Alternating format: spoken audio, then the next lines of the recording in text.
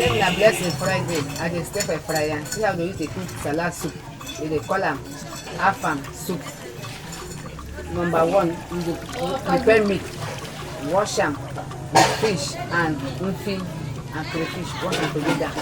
Put am there and snail. Steam am for fire. You put am there, put pepper, put salt. You put onions. Steam am there for fire then. After you steam am so, you wash water leaf. You put there, steam am together. As you steam am so, you come put oil. You put that oil for inside that water leaf wey steam with that meat together. When it stays small, you carry that salad wey we dey cook. They call Afang Soup.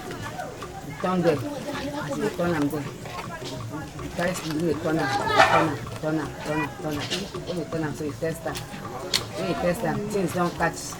You don done with that. Na to keep am down with that. Have you ever visited Effraya or any other place in ETUNG local government? We would love to hear your experience. And stay tuned till next time when we'll bring you more recipes from other regions in Nigeria.